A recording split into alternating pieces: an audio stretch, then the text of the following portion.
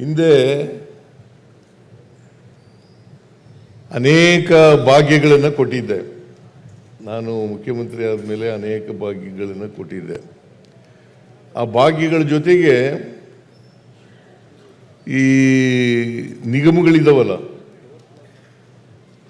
ಬೋವಿ ಅಭಿವೃದ್ಧಿ ನಿಗಮ ಆಗ ಇರಲಿಲ್ಲ. ನಾನು ಮುಖ್ಯಮಂತ್ರಿ ಆದಾಗ ಇರಲಿಲ್ಲ. ಆಗ ದೇವರಾಜ ಅರಸು ಅಭಿವೃದ್ಧಿ ನಿಗಮ, ಅಂಬೇಡ್ಕರ್ ಅಭಿವೃದ್ಧಿ ನಿಗಮ, ಅಲ್ಪಸಂಖ್ಯಾತರ ಅಭಿವೃದ್ಧಿ ನಿಗಮ ಮತ್ತು ಪರಿಶಿಷ್ಟ ವರ್ಗದವರ ಅಭಿವೃದ್ಧಿ ನಿಗಮ, ಎಲ್ಲ ನಿಗಮಗಳಿರ್ತಕ್ಕಂಥ ಸಾಲ ಎಲ್ಲ ಮನ್ನಾ ಮಾಡಿಬಿಟ್ಟೆ.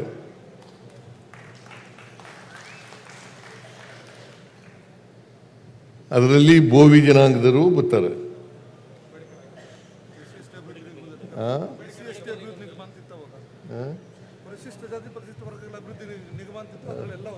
ಎಲ್ಲ ಬರ್ತವೆ.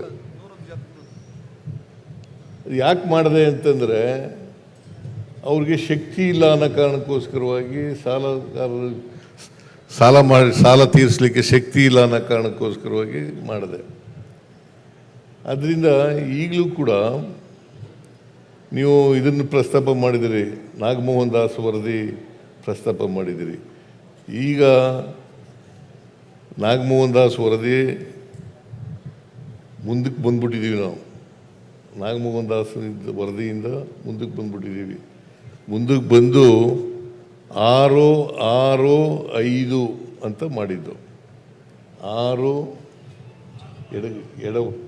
ಎಡಗೈ ಮತ್ತು ಅವರ ಉಪಜಾತಿಗಳು, ಮತ್ತು 6 ಬಲಗೈ ಮತ್ತು ಉಪಜಾತಿಗಳು, ಬೋವಿ, ಕೊರಮ, ಕೊರಚ, ಲಮಾಣಿ, ಆಮೇಲೆ ಅಲೆಮಾರಿ ಜನಾಂಗದಳು 5 ಅಂತ ಮಾಡಿದ್ದು. ಈಗ ಅದನ್ನು ತಿದ್ದುಪಡಿ ಮಾಡಿ 5.25 ಅಂತ ಮಾಡಿದ್ದೀವಿ. ಇದು ಕ್ಯಾಬಿನೆಟ್ನಲ್ಲಿ ಒಪ್ಪಿಗೆ ಆಗ್ಬಿಟ್ಟದೆ. ಇದು ಕೂಡ ಕ್ಯಾಬಿನೆಟ್ನಲ್ಲಿ ತಂಗಡಿಗಿನೂ ಕೂಡ ಕ್ಯಾಬಿನೆಟ್ನಲ್ಲಿ ಇದ್ದರು. ತಂಗಡಿಗೆ ಇದ್ದೇ ಇಲ್ವೇನಪ್ಪ? ಏನೇ ನಾನು ಯಾರಿಗೂ ಹೆದರಿಕೆ ಏನಿಲ್ಲ. ಯಾರಿಗೂ ನಮ್ಮ ಸಿದ್ದರಾಮಯ್ಯನ ಮಂತ್ರಿಮಂಡಲದಲ್ಲಿ ಯಾರಿಗೂ ಹೆದರಿಕೆ ಇಲ್ಲ. ಏನಪ್ಪ, ಏನು ಹೆದರಿಕೆ ಇದೆಯೇನೆ ಹೇಳಿ. ಅದ ಮಾಡೋದು ಬೇರೆ, ಒಪ್ಪಿಗೆ ಆಗೋದು ಬೇರೆ. ಒಪ್ಪಿಗೆ ಆಗಿದೆಯಲ್ವಾ? ಮತ್ತೆ ಅದರಿಂದ ಈಗ ಜಾತಿ ಗಣತಿ ನಡೀತಾ ಇದೆ, ಸೆನ್ಸಸ್ ನಡೀತಾ ಇದೆ.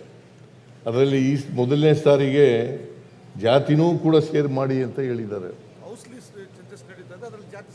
ಜಾತಿ ಸೇರಿಸ್ತಾ ಇದ್ದಾರೆ. 1931 ಇಸ್ವಿನಲ್ಲಿ ನಿಂತೋಗಿತ್ತು.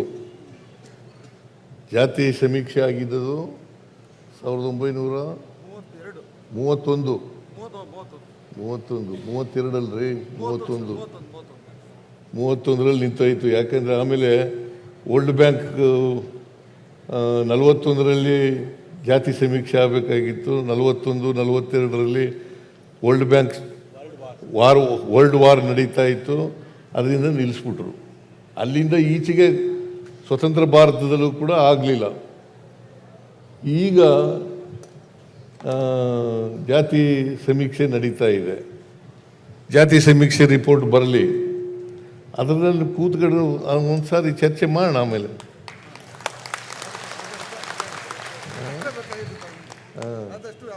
ಆಯ್ತು, ಮಾಡಲೇಬೇಕಲ್ಲ. See, we are committed to social justice. We are committed to social justice. ಯಾರಿಗೂ ಅನ್ಯಾಯ ಆಗಬಾರ್ದು, ಯಾರಿಗೂ ಅನ್ಯಾಯ ಆಗಬಾರ್ದು. ಕರಾರುವಾಕಾಗಿ 100ಕ್ಕೆ 100 ಮಾಡೋಕ್ಕಾಗದೇ ಇರ್ಬೋದು. 99.9% ಮಾಡ್ತಕ್ಕಂಥ ಪ್ರಯತ್ನವನ್ನು ಮಾಡ್ತೀವಿ.